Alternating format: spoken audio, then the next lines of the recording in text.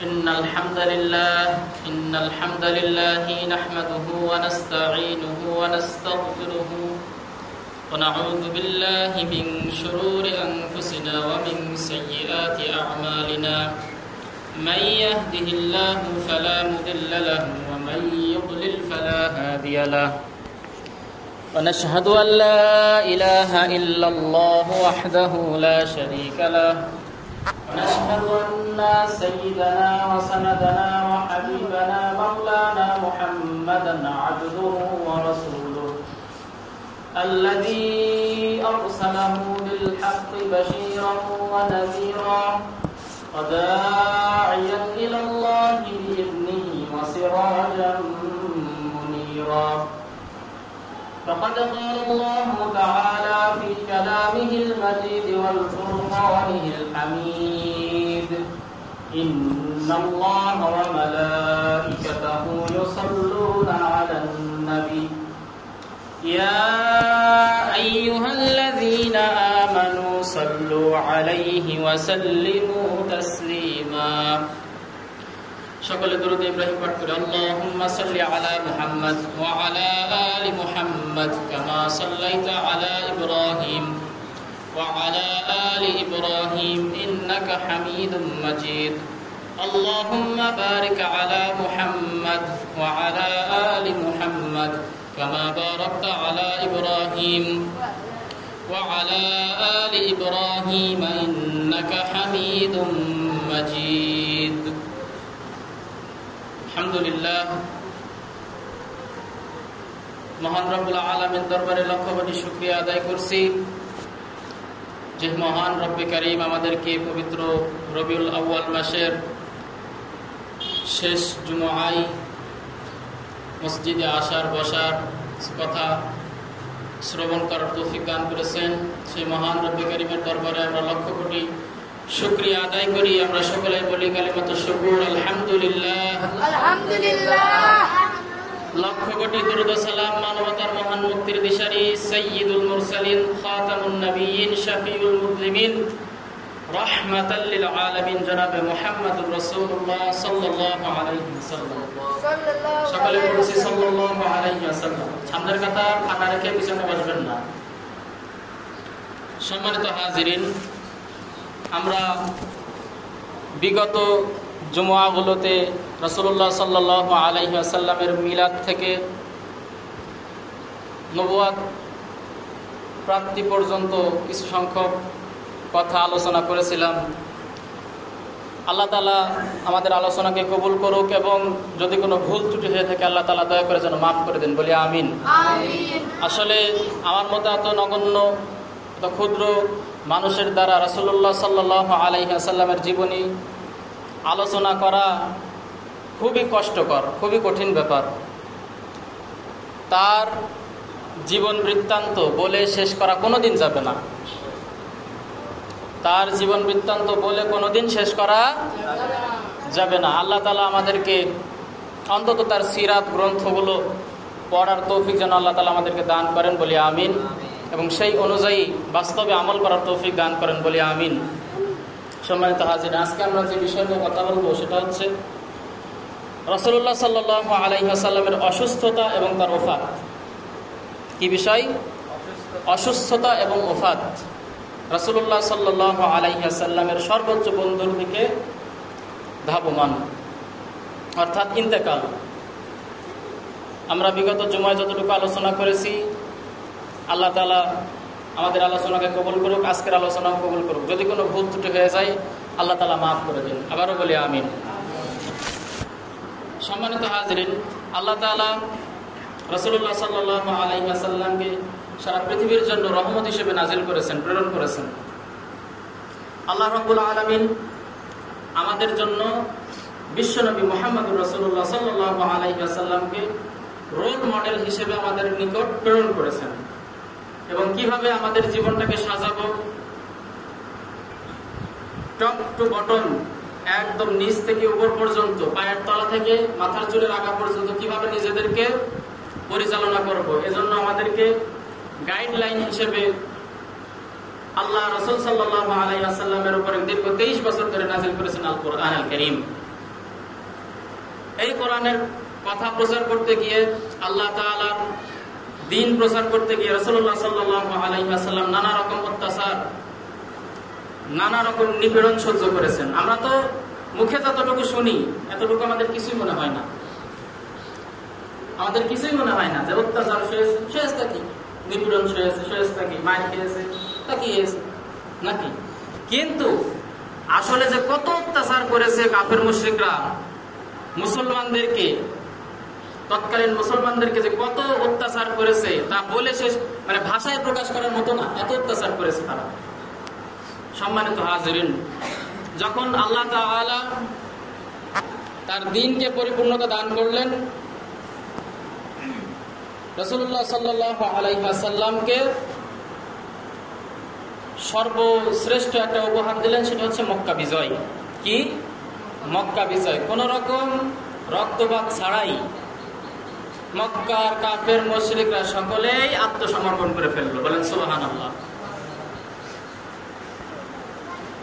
রাসূলুল্লাহ সাল্লাল্লাহু আলাইহি ওয়াসাল্লাম মক্কা বিজয়ের পরে মদিনায় ফেরত গেলেন, আবার হজ করার উদ্দেশ্যে মক্কাতে আসলেন, এসে হজ করে আবার ফেরত গেলেন। যখন দ্বীনের দাওয়াতের পরিপূর্ণতা লাভ করলো, আরবের সমস্ত নিয়ন্ত্রণ মুসলমানদের আয়ত্তে চলে আসলো, রাসূল সাল্লাল্লাহু আলাইহি ওয়াসাল্লামের কথাবার্তা, তার অনুভূতি, তার আবেগ থেকে এমন একটা প্রকাশ হতে লাগলো, এমন একটা অবস্থা প্রকাশ হতে লাগলো যে মনে হলো তিনি আর বেশি দিন দুনিয়াতে থাকবেন না, খুব শীঘ্রই তিনি দুনিয়ার মায়া ত্যাগ করবেন। রাসূলুল্লাহ সাল্লাল্লাহু আলাইহি ওয়াসাল্লাম এই অস্থায়ী দুনিয়া থেকে তার মহান রবের সান্নিধ্যে যাওয়ার জন্য কিছু আলামত প্রকাশ পেয়েছিল অনেক আগেই। যেমন রাসূলুল্লাহ সাল্লাল্লাহু আলাইহি ওয়াসাল্লাম সাধারণত রমজান মাসের শেষ দশকে ইতিকাফ করতেন, জানেন না সবাই? শেষ দশকে ইতিকাফ করতেন। যখন তার জীবনের শেষ রমজানটা তিনি পেয়েছিলেন, তিনি 20 দিন ইতিকাফ করেছিলেন। কয়দিন? 20 দিন। প্রত্যেকটা রমজান মাসে জিবরাইল আলাইহিস সালাম তাকে একবার করে কোরআন খতম করে শোনাতেন, আবার রাসূল সাল্লাল্লাহু আলাইহি সাল্লাম জিবরাইল আলাইহিস সালামকে একবার করে কোরআন তেলাওয়াত খতম করে শোনাতেন। কিন্তু যখন তার জীবনের শেষ রমজান মাস চলে আসলো, তখন দুইবার করে তিনি শুনিয়েছিলেন, জিবরাইলও শুনিয়েছিলেন, রাসূলুল্লাহ সাল্লাল্লাহু আলাইহি সাল্লামও শুনিয়েছিলেন। রাসূলুল্লাহ সাল্লাল্লাহু আলাইহি ওয়াসাল্লাম ঐতিহাসিক বিদায়ী ভাষণে বলেছিলেন, আমি জানি না এবছর পরে তোমাদের সাথে আর সাক্ষাৎ হবে কিনা, আমি জানি না, আমি বলতে পারছি না তোমাদের সাথে আর দেখা হবে কিনা। কাজেই তোমরা আমার থেকে কুরবানি এবং হজের নিয়ম কানুনগুলো শিখে নাও, পরবর্তীতে তোমাদের কাজে লাগবে, শিখে নাও। এরপরে রাসূল সাল্লাল্লাহু আলাইহি ওয়াসাল্লামের যখন আইয়ামে তাশরিক অর্থাৎ কুরবানির দিনগুলোতে সূরা নসর নাজিল হয়ে গেল। সূরা নসর মানে হচ্ছে আল্লাহর সাহায্য। ইযা জাআ নাসরুল্লাহি ওয়াল ফাতহ, যখন আসবে আল্লাহর সাহায্য এবং বিজয়। ওয়া রাআইতান নাসা ইয়াদখুলুনা ফি দীনিল্লাহি আফওয়াজা, তখন তুমি দেখবে লোকদেরকে যে তারা দলে দলে আল্লাহর দ্বীনে প্রবেশ করতে শুরু করে দিয়েছে। ফাসাব্বিহ বিহামদি, তোমার মহাপবিত্র রবের প্রশংসা আদায় করো এবং তাসবিহ পাঠ করো। ওয়াস্তাগফির ইন্নাহু কানা তাওয়াবা, আল্লাহ তাআলার কাছে ক্ষমা প্রার্থনা করো, নিশ্চয়ই তিনি সর্বশ্রেষ্ঠ ক্ষমাশীল। বলি সুবহানাল্লাহ। এই সূরা নাজিল হয়ে গেল। সম্মানিত হাজিরিন, রাসূল সাল্লাল্লাহু আলাইহি ওয়াসাল্লাম 11 হিজরি সফর মাসে উহুদের প্রান্তরে গমন করলেন। উহুদের প্রান্তরে যে সমস্ত যারা শহীদ হয়েছিলেন তাদের কবরের কাছে গিয়ে দোয়া করলেন। তাদের রাসূল সাল্লাল্লাহু আলাইহি সাল্লামের সাথে যারা উপস্থিত ছিল তারা এমনভাবে দোয়া করলেন, মনে হলো যে তিনি জীবিত মৃত সকলের জন্যই দোয়া করছেন। সকলের কাছ থেকেই মনে হচ্ছে তিনি বিদায় নিচ্ছেন। রাসূল সাল্লাল্লাহু আলাইহি ওয়াসাল্লাম সেখান থেকে ফিরে মসজিদে নববীর মিম্বারের উপর দাঁড়িয়ে বললেন, শুনে রাখো, আমি তোমাদের যাত্রী দলের প্রধান এবং তোমাদের উপর সাক্ষী। আল্লাহর কসম, আমি এখন হাউজে কাউসার দেখতে পাচ্ছি। বলেন সুবহানাল্লাহ। আমাকে পৃথিবী এবং পৃথিবীর খাজনাসমূহের চাবি দেওয়া হয়েছে। আল্লাহর কসম, আমার এ ভয় হয় না যে আমার পরে তোমরা শিরক করবে, কিন্তু আমার আশঙ্কা হচ্ছে পৃথিবী যদি সম্পর্কে তোমরা একে অপরের সঙ্গে প্রতিযোগিতায় নামবে। প্রতিযোগিতা আছে না? প্রতিযোগিতা আছে। রাসূলুল্লাহ সাল্লাল্লাহু আলাইহি ওয়াসাল্লাম একদিন মধ্যরাতে জান্নাতুল বাকি কবরস্থানে গমন করলেন। সেখানে সকলের জন্য দোয়া করলেন, বিদায় নিলেন এবং বললেন যে, ওহে কবরবাসীগণ, তোমাদের উপর সালাম বর্ষিত হোক। আসসালামু আলাইকুম রাহমাতুল্লাহি ইয়া আহলাল কবর। ওহে কবরবাসীগণ, তোমাদের উপরে সালাম বর্ষিত হোক।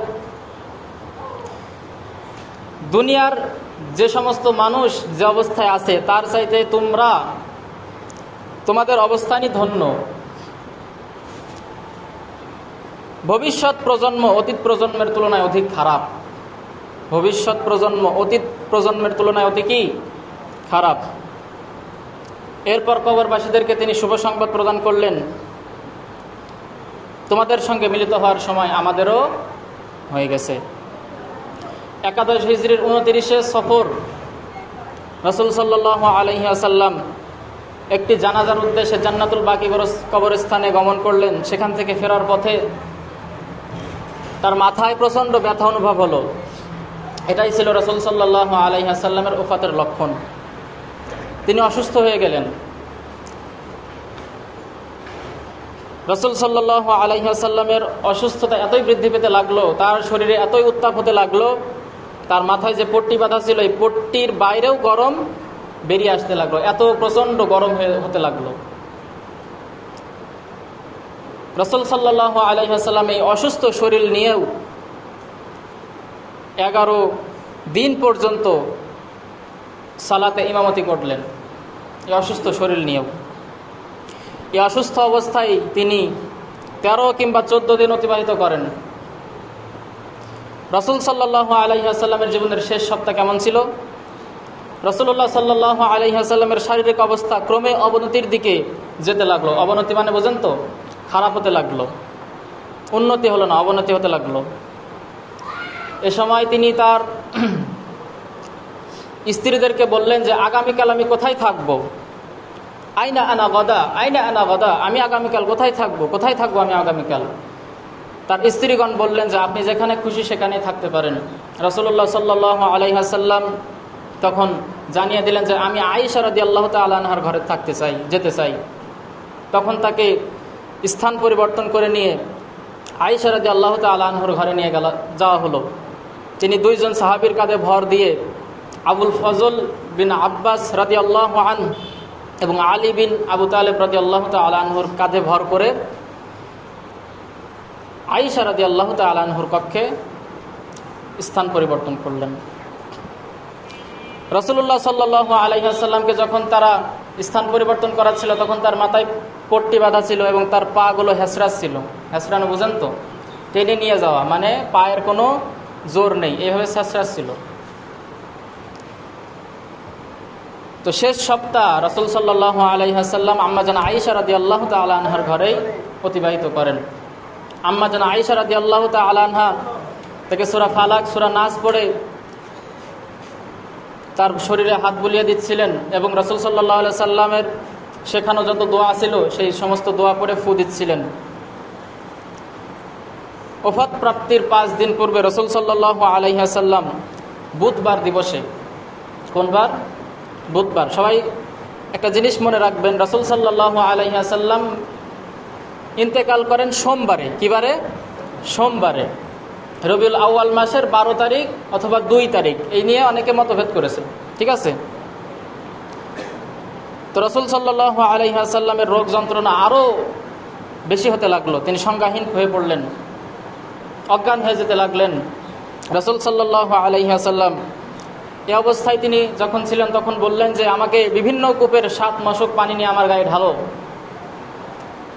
যাতে আমি একটু আরাম বোধ করতে পারি।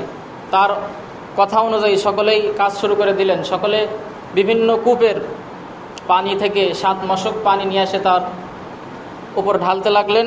এবং রাসূল সাল্লাল্লাহু আলাইহি ওয়াসাল্লাম এক সময় বললেন যে হাসবুকুম হাসবুকুম, ক্ষান্ত হও, থামো, যথেষ্ট হয়েছে, থামো।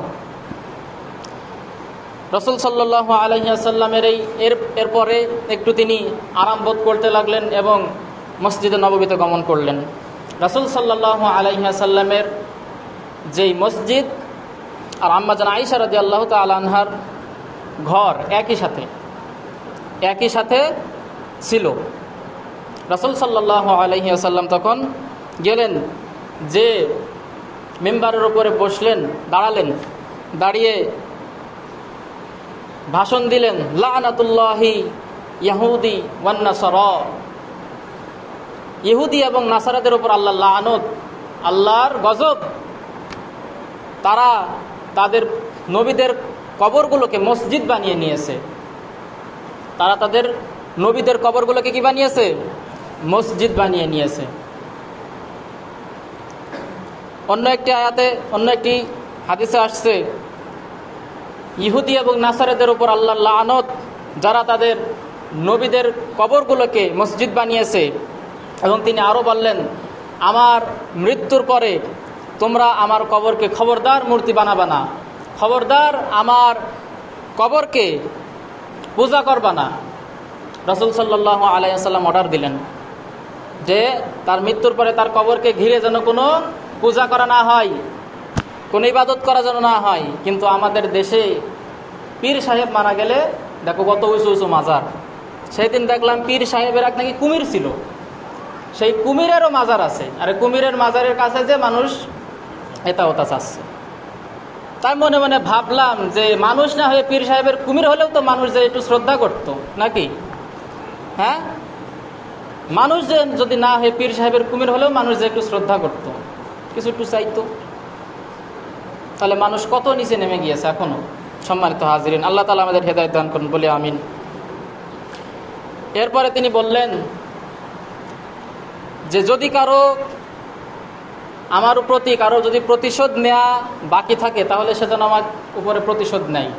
কারোর কাছে যদি পাওনা থাকে তাহলে সে যেন বলে।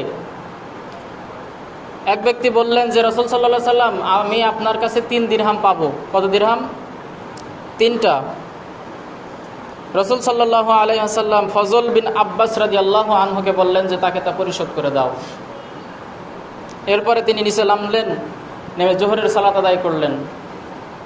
সালাত আদায় করে আবার তিনি মিম্বারের উপরে দাঁড়িয়ে বললেন যে আমি তোমাদের আনসারদের সম্পর্কে উপদেশ দিচ্ছি।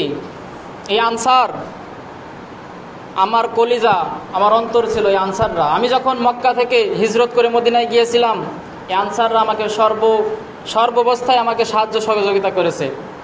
এই আনসাররা, আনসার শব্দের অর্থ হচ্ছে সাহায্যকারী। আনসার শব্দের অর্থ কি? সাহায্যকারী। এই আনসাররা আমাকে সাহায্য করেছে। আমার দেশ থেকে, আমার নিজ বংশের লোকজন আমাকে যখন মক্কা থেকে বিতাড়িত করে আমি যখন মক্কা থেকে হিজরত করে মদিনায় গেলাম, তখন এই আনসাররা আমাকে সর্বপ্রকার সাহায্য করেছে। তাদের ব্যাপারে কখনো উদাসীন হবে না।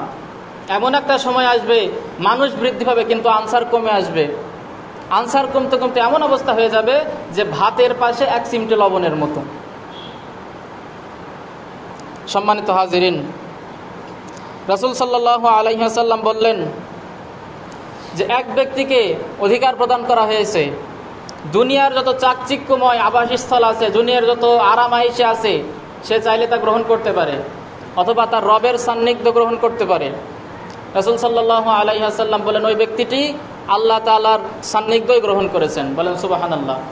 এই কথা শুনে আবু বকর রাদিয়াল্লাহু তাআলা আনহু কেঁদে ফেললেন। আবু সাঈদ আল খুদরি রাদিয়াল্লাহু তাআলা আনহু আবু বকর রাদিয়াল্লাহু তাআলা আনহুকে জিজ্ঞেস করলেন, আপনি কাঁদছেন কেন?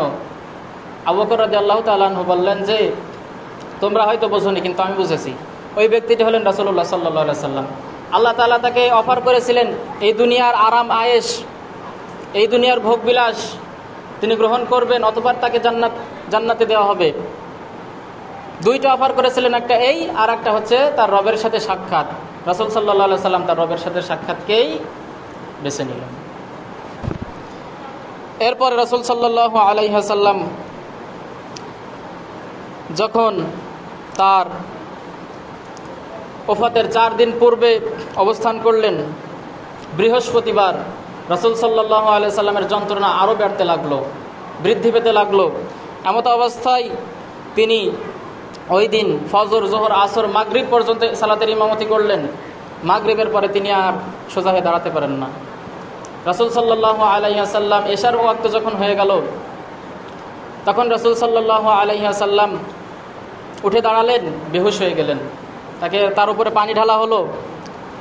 তখন তিনি আম্মা জান আয়েশা রাদিয়াল্লাহু তাআলা আনহাকে জিজ্ঞেস করলেন যে, লোকেরা কি সালাত আদায় করে নিয়েছে নাকি? তিনি বললেন যে, না ইয়া রাসূলুল্লাহ, আপনার জন্য অপেক্ষা করছে। তিনি বললেন, আমার উপরে পানি ঢালো। এইভাবে 3 বার তার উপর পানি ঢালা হলো, কিন্তু তিনি দাঁড়াতে পারলেন না, বারবার অজ্ঞান হয়ে যান। তখন রাসূলুল্লাহ সাল্লাল্লাহু আলাইহি ওয়াসাল্লাম অর্ডার করলেন যে, আবু বকরকে বলো সে যেন সালাতের ইমামতি করে। বলেন সুবহানাল্লাহ। তার মানে রাসূল সাল্লাল্লাহু আলাইহি ওয়াসাল্লামের জীবদ্দশায় 17 ওয়াক্ত সালাতের ইমামতি করেছিলেন হযরত আবু বকর রাদিয়াল্লাহু তাআলা আনহু। রাসূল সাল্লাল্লাহু আলাইহি ওয়াসাল্লাম যখন 3 দিন পূর্বে, অর্থাৎ তার ওফাতের 3 দিন পূর্বে, রাসূল সাল্লাল্লাহু আলাইহি ওয়াসাল্লাম জাবির রাদিয়াল্লাহু আনহু বলেন, আমি নবীজি সাল্লাল্লাহু আলাইহি ওয়াসাল্লামকে ওফাতের 3 দিন পূর্বে বলতে শুনেছি, তোমাদের কেউ যেন আল্লাহর প্রতি সুধারণা না নিয়ে যেন মৃত্যুবরণ না করে। রাসূল সাল্লাল্লাহু আলাইহি ওয়াসাল্লামের 1 দিন অথবা 2 দিন পূর্বে, শনিবার অথবা রবিবারে, নবী করিম সাল্লাল্লাহু আলাইহি ওয়াসাল্লাম একটু সুস্থতা অনুভব করলেন। কাজেই 2 ব্যক্তির কাঁধে তিনি ভর দিয়ে মসজিদে জোহরের সালাতের উদ্দেশ্যে গমন করলেন। তখন লোকজন জামাতে দাঁড়িয়ে গিয়েছে। লোকজন বুঝতে পারলেন যে রাসূল সাল্লাল্লাহু আলাইহি ওয়াসাল্লাম মসজিদে আসছেন। তখন তারা পিছনে, আবু বকর রাদিয়াল্লাহু তাআলা আনহু পিছনে সরে আসতে লাগলেন যে রাসূল সাল্লাল্লাহু আলাইহি ওয়াসাল্লাম নামাজ পড়াবেন। তখন রাসূল সাল্লাল্লাহু আলাইহি ওয়াসাল্লাম ইশারা করলেন, আবু বকর তুমি তোমার জায়গায় থাকো, তুমি নামাজ পড়াও। যাদের কাঁধে ভর করে রাসূল সাল্লাল্লাহু আলাইহি ওয়াসাল্লাম মসজিদে গিয়েছিলেন, তাদেরকে বললেন যে আমাকে আবু বকর রাদিয়াল্লাহু তাআলা আনহার পাশে বসিয়ে দাও। তখন তিনি বসে সালাত আদায় করলেন। এরপরে 1 দিন পূর্বে, রাসূল সাল্লাল্লাহু আলাইহি ওয়াসাল্লামের ওফাতের 1 দিন পূর্বে, রাসূল সাল্লাল্লাহু আলাইহি ওয়াসাল্লাম তার যত দাস দাসী ছিল সকলকে মুক্ত করে দেন। তার নিকট 7টি স্বর্ণের মুদ্রা ছিল, এই স্বর্ণ মুদ্রাগুলো সাদাকা করে দেন। রাসূল সাল্লাল্লাহু আলাইহি ওয়াসাল্লাম নিজ অস্ত্রগুলো মুসলিমগণদেরকে হিবা করে দেন, তাদেরকে দিয়ে দেন।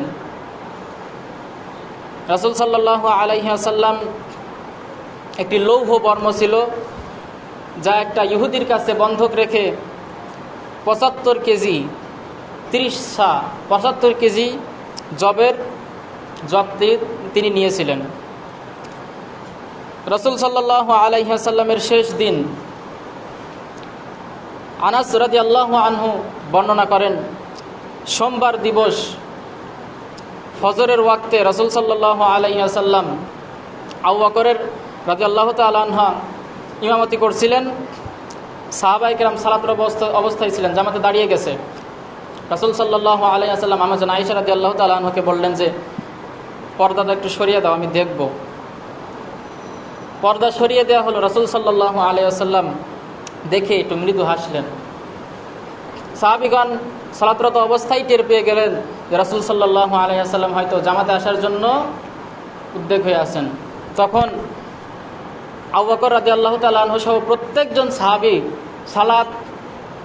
জামাত ভঙ্গ করার জন্য সিদ্ধান্ত নিয়েছিলেন। আল্লাহ রাসূল ওই অবস্থায় ইশারা করলেন যে তোমরা সালাত ভঙ্গ করো না।